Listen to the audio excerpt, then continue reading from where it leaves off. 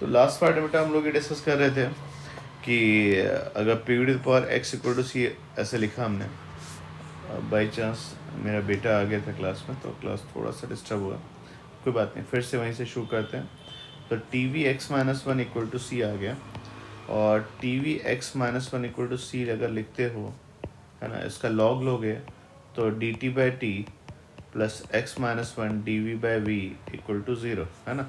Basically मैंने कैसे किया, लॉग लेके सॉल्व किया है, तो वैल्यू किसके इक्वल हो जाएगी, D T by T plus is equal to one minus X into D V by V. Clear. तो सी का फॉर्मूला बच्चे अगर ध्यान से देखो तो कितना था, C V plus R D V by V divide by D T by T, है ना। तो इस वैल्यू को ठीक से लिखोगे तो C V plus R divide by D V divide by V की वैल्यू अगर आप यहाँ से लिखोगे D V divide by V D T by T, ये one divide by one minus X आएगा। तो D V by V divide by D T by T one divide by one minus X. तो molar specific heat अगर कोई आपको polytropic process देता है तो उसकी P V to the power X equal to C के लिए आपका बच्चे ये आंसर आता है, ठीक है ना।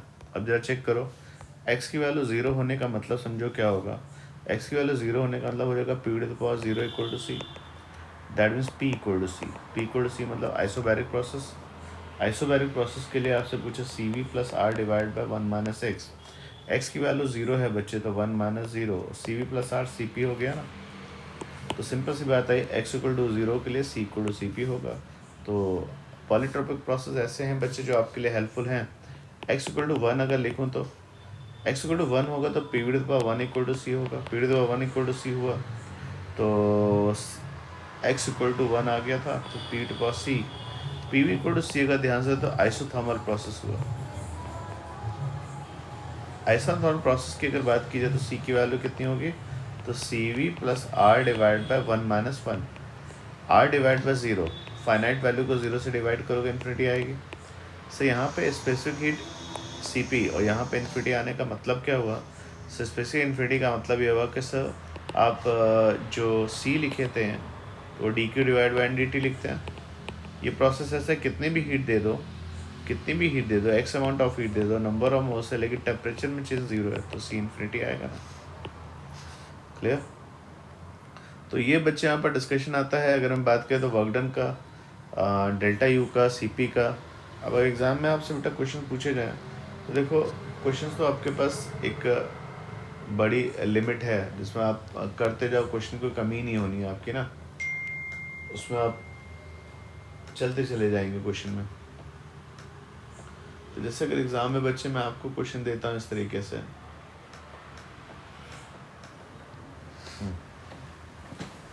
कि भाई एक प्रोसेस बेटा आपने पकड़ा यहाँ पर, लेट्स से एक छोटा सा एग्जांपल से बेटा बात शुरू करें। ये बच्चे आपने यहाँ पर पीवी इंडिकेटर डायग्राम लिया, है ना। पीवी ले रहे हैं जिससे हमें वर्क डन की चीज़ें थोड़ी सी ईजिली मिल जाएँ। ये पीवी इंडिकेटर डायग्राम बेटा आपने लिया और ग्राफ आपको इस तरीके से दे दिया गया बच्चे, है ना।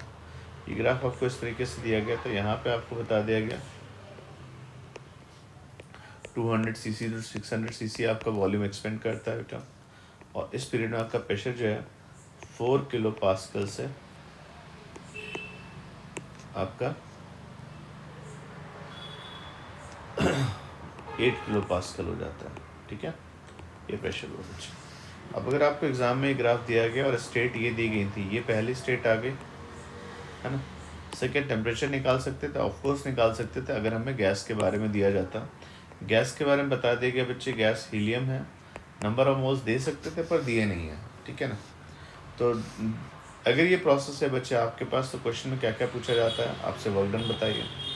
वर्क डन के लिए अभी थोड़ी देर पहले मैंने आपको बताया कि अगर ये ग्राफ है तो इसका बाउंडेड एरिया अगर आप ड्रॉ करोगे तो आपको वर्क डन मिल जाएगा। वर्क डन आपको क्लियर है, सामने ट्रेपेजियम बन रहा है, half sum of parallel side, एक साइड ये आ गई, एक साइड ये आ गई, तो 4 8 का सम करोगे तो कितना हो गया बच्चे यहाँ पर 12 किलो पास्कल, और इनके बीच का गैप कितना हो गया बच्चे 400 सीसी, तो यहाँ पर 400 सीसी। किलो पास्कल का 10⁻³ निकाल सकते हो, सीसी का 10⁻⁻6, है ना। तो वैल्यू 4 + 8 कितना हो गया बच्चे 12, 12 डिवाइड बाई 2 कितना हो गया 6, 6 इंटू 400 इंटू 10⁻³ इंटू 10⁻⁻6, तो ये बच्चे आपका पास्कल न्यूटन पर मीटर स्क्वायर होता है ना। ये न्यूटन पर मीटर स्क्वायर हो गया और ये मीटर क्यूब, तो आंसर जूल्स में ही आने हैं।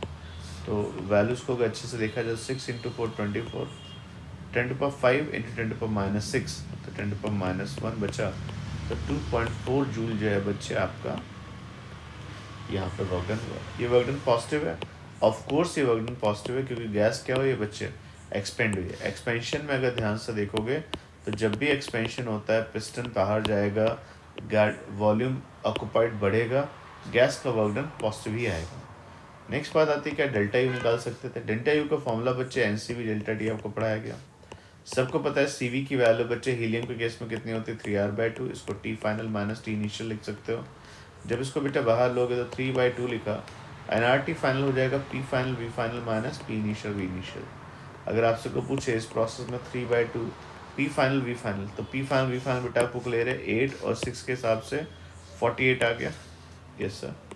और P initial V initial 4 into 2 के हिसाब से ये आ गया। किलो पास्कल का 10⁻3 कॉमन आएगा और सीसी का 10⁻6 जो पहले भी था। तो 3/2 इंटू 48 माइनस 80 कितना हो गया 40। इसे 10⁻3 और 10⁻6 लिख सकते थे।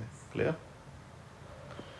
तो यहाँ पे अगर बात की जाए बच्चे तो आपका वर्क डन की वैल्यू निकाल पाएंगे, सर डेल्टा यू निकाल पाएंगे। सर डेल्टा यू फिर से एक बार समझ लीजिए 48 इंटू 600। यहाँ बच्चे एक छोटी सी मिस्टेक है, ये 8 इंटू 6 लिखा था तो आपने 48 आया था, 4 इंटू 2 8 आया था। एक 00 बच्चे आपके पास और था जो यहाँ पे 100 वाली वैल्यू कॉमन ली थी। तो आपके पास वैल्यू कितनी आ जाएगी बच्चे यहाँ से 10⁻3 10⁻6 इंटू 10⁻100, तो 10⁻1 आएगा। और आप इस वैल्यू को हटा दीजिए तो 48 माइनस 8, तो 3/2 इंटू 40, 3/2 इंटू 40 कितना हो गया बच्चे 60 इंटू 10⁻1 6 जूल। तो 6 जूल का बच्चे डेल्टा यू आपके पास आया, ये 2.4 आया। अगर वो आपसे बहुत ज़्यादा इंटरेस्टेड इस बात में क्यू की वैल्यू निकाले तो डेल्टा यू प्लस डब्ल्यू से आप आंसर निकाल सकते हो। डेल्टा यू आपने इंटरनर्जी में कितना चेंज किया 6 जूल, और आपने वर्क डन कितना किया 2.4 जूल। तो आपकी जो हीट की वैल्यू होगी बच्चे यहाँ से 8.4 जूल आती है। क्लियर। अब एग्जाम में बच्चे अगर आपसे कई बात की जाए कि भाई ग्राफ वगैरह हैं, ग्राफ का कन्वर्जन आपको आना चाहिए। जैसे मान लीजिए आपसे कोई बोले कि sir PV graph PV equal to C को आप प्लॉट करिए। Of course PV equal to C जो है आपका आइसोथर्मल ग्राफ है। तो आइसोथर्मल को अगर बच्चे प्लॉट करना है तो पीवी इक्वल टू सी जो प्रोसेस है उसको आप पीवी पे प्लॉट कर सकते हैं। आप चाहें तो बच्चों से किस पे प्लॉट कर सकते हैं, तो वी टी पे कर सकते हैं, और उसे आपको प्लॉट करना है शायद पी टी पे, है ना, ऐसे रखना। अब अगर पीवी इक्वल टू सी है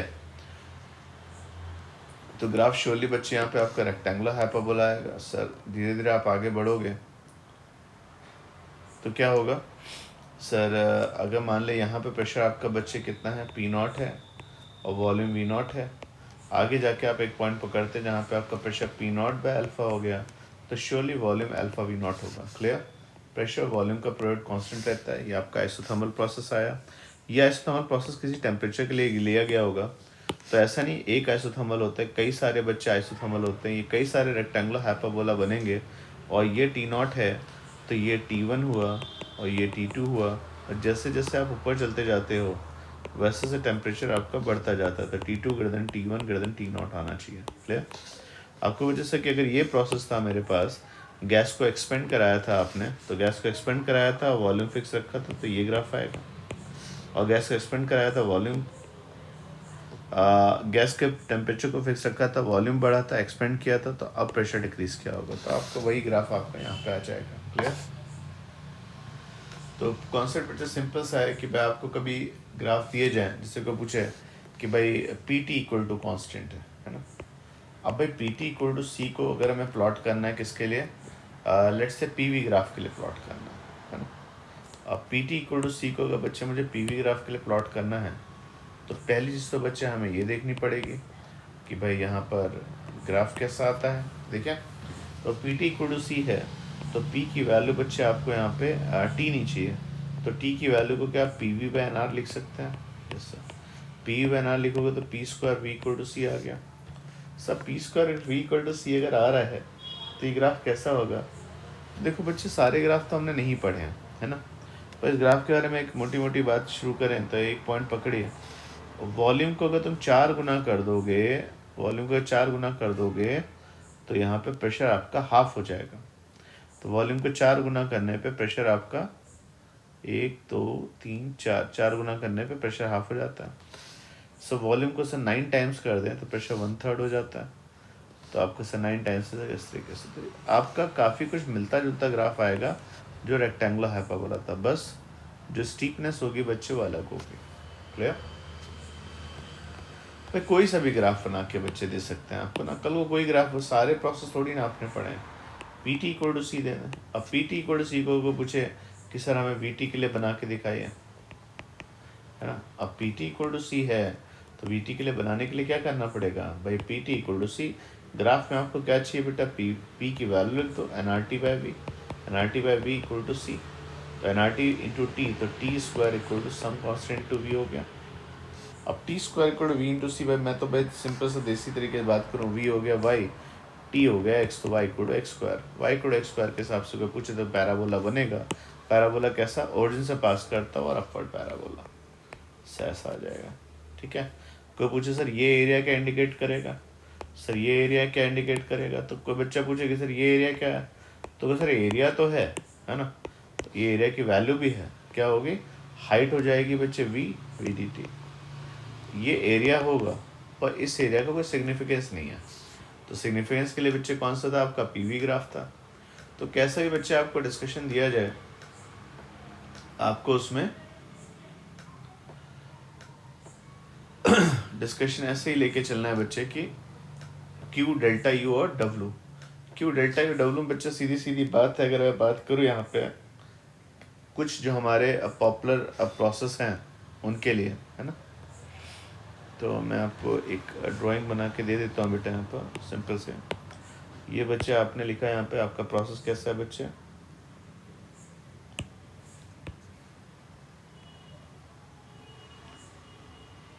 ठीक, ये अपने यहाँ पर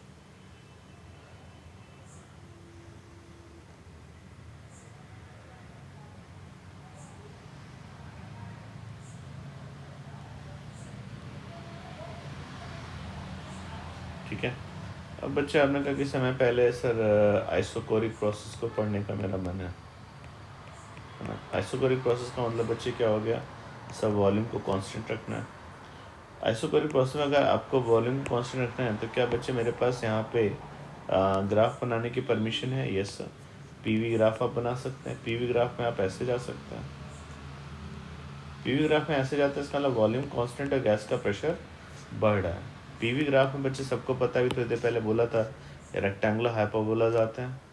तो तुम एक रेक्टेंगुलर हाइपरबोला से दूसरे रेक्टेंगुलर हाइपरबोला पे जाओगे, तुम्हारा टेम्परेचर बढ़ रहा है, तुम्हारा प्रेशर बढ़ रहा है, बताओ वॉल्यूम क्या है बच्चे? कांस्टेंट है। कभी सर हम बाकी इंडिकेटर डायग्राम पे शो कर सकते थे? Yes sir. पर हमें इसमें जो पूरा अच्छे से मेहनत करनी है, किसके लिए करनी है बच्चे? डब्लू के लिए, डेल्टा यू के लिए और क्यू के लिए। अगर बच्चे इस केस में डब्लू की वैल्यू क्या होगी? तो सर आइसोकोरिक प्रोसेस है तो श्योरली बच्चे यहाँ पर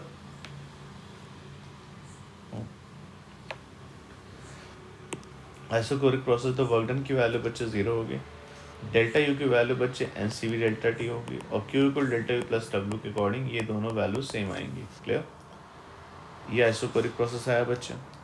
नेक्स्ट बात आती है आइसोकोरिक के बाद अगर आपसे बात की जाए सर यहाँ पर आइसोबारिक प्रोसेस लिख सकते थे? Yes sir. आइसोबारिक प्रोसेस की बात क्या होगी बच्चे? प्रेशर कांस्टेंट होगा। प्रेशर कांस्टेंट होगा, पीवी ग्राफ पे अगर चलोगे तो कांस्टेंट प्रेशर पे ग्राफ ऐसा आएगा।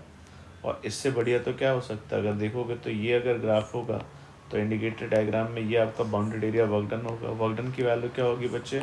हाइट होगा पी और विड्थ होगी डेल्टा वी। तो वर्क डन की वैल्यू आप पी डेल्टा वी भी लिख सकते हो और पी डेल्टा वी को एन आर डेल्टा टी भी लिखा जाता है। क्या आपकी गैस एक स्टेट से दूसरे स्टेट में गई है? Yes sir. अगर गैस एक स्टेट से दूसरे स्टेट में गई है तो सी डेल्टा की value N C V delta T और क्यू क्या होगा? दोनों का सम। तो सी वी प्लस आर लिखोगे तो हो जाएगी N C P delta T. बहुत बढ़िया चीज़ आई कि आइसोबैरिक प्रोसेस में क्यू डेल्टा यू डब्ल्यू का ratio C P is to C V is to R आता है। क्लियर? एक बच्चे ने पूछा ठीक है आइसोथर्मल में क्या होता होगा। आइसोथर्मल बच्चे गैस का टेम्परेचर कांस्टेंट रखना है। ये इनफाइनाइटली स्लो प्रोसेस होता है क्योंकि आप गैस के टेम्परेचर को बढ़ने ही नहीं देना चाहते हो। तो बच्चे पीवी इंडिकेटर डायग्राम में कैसे होता है, टेम्परेचर कांस्टेंट है तो आइसोथर्मल करवाता है। तो आप यहाँ पे गैस को एक जगह से दूसरी जगह एक्सपेंड करा के ले जा रहे हो। वर्क डन की वैल्यू होगी, यस वर्क डन की वैल्यू बच्चे इस केस में क्या होती है, integration of P D V. Delta U की वैल्यू क्या होती है, 0 और क्यू। तो सारी निगाहें किस पे लगी हैं, डब्ल्यू निकल आया। डब्ल्यू की वैल्यू का N R T by V लिखोगे तो एन आर टी कॉमन और डी वी बाई वी आया था, याद आ रहा है। तो आप लिमिट रखोगे तो N R T log V final by V initial, तो 0। और जो हीट वर्क डन होगा वही आपका डेल्टा क्यू होगा। अगला डिस्कशन आता है बच्चे यहाँ पे, अगर कोई पूछे सर एक प्रोसेस होता है इसको हम लोग बोलते हैं एडियाबैटिक। एक बच्चे ने बोला सर एडियाबैटिक प्रोसेस क्या हुआ, तो एडियाबैटिक प्रोसेस वो होते हैं बच्चे जिनमें आपने कंटेनर ऐसे रखा हुआ है या प्रोसेस ऐसे किया है, या तो प्रोसेस बहुत फास्ट किया आपने तो हीट एक्सचेंज का टाइम ही नहीं मिला, या फिर जो आपने वॉल्स ली हैं वो परफेक्ट आपकी कैसी है बच्चे, नॉन कंडक्टिंग वॉल हैं। अगर नॉन कंडक्टिंग वॉल है तो भी हीट का एक्सचेंज बेटा पॉसिबल नहीं है। एडियाबैटिक प्रोसेस के लिए अगर बात की जाए तो इक्वेशन कैसी बनती है बच्चे, इसमें एक चीज़ ध्यान रखिएगा अच्छे से, अगर आइसोथर्मल के कंपैरिजन में देखा जाए तो आइसो और एडिया में सब दोनों का स्लोप डिफरेंट होता है। आइसो का स्लोप बच्चे क्या माना जाता है, minus D P by D V, ये स्लोप ऑफ आइसो हुआ। और एट द सेम पॉइंट अगर पूछे एडियाबैटिक का स्लोप कितना होता है, तो minus gamma P by V. यहाँ D P by D V अगर ठीक से सॉल्व करते हैं तो बच्चे माइनस पी बाई वी आता है। तो आइसोथर्मल का स्लोप भी निगेटिव होता है और एडियाबैटिक का, लेकिन ज़्यादा किसका होता है, एडियाबैटिक का। अब यहाँ को पूछे तो क्यू की वैल्यू क्या होगी बच्चे, तो हीट का एक्सचेंज पॉसिबल नहीं है। डेल्टा यू तो सबको पता है, एक ही formula N C delta T, और बात ही खत्म हो गई। डब्ल्यू की वैल्यू कितनी हो जाएगी, minus of delta U, minus of N C delta T. तो एडियाबैटिक प्रोसेस आ गया बच्चे यहाँ पर, ठीक है। तो भाई डिस्कशन जो आते हैं बच्चे एडियाबैटिक प्रोसेस के बारे में करा। एडियाबैटिक प्रोसेस की कभी कोई क्वेश्चन पूछे तो P V to the power gamma equal to constant भी एक इक्वेशन होती है ना, और T V gamma minus 1 equal to भी एक इक्वेशन होती है। तो ये वैल्यूज बेटा आपके पास आती हैं एडियाबैटिक प्रोसेस में। दोनों को कंपेयर करोगे तो हमेशा ध्यान रखना एडियाबैटिक जो होते हैं बच्चे उनमें वर्क डन की वैल्यू, सॉरी एडियाबैटिक में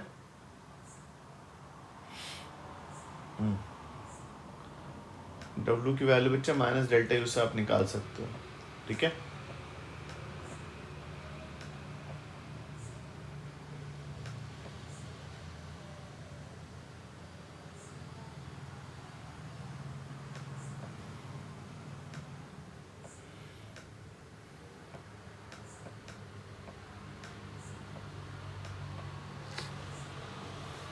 ठीक है, इसके बाद बच्चे इसमें एक डिस्कशन आता है आपका एफिशिएंसी का।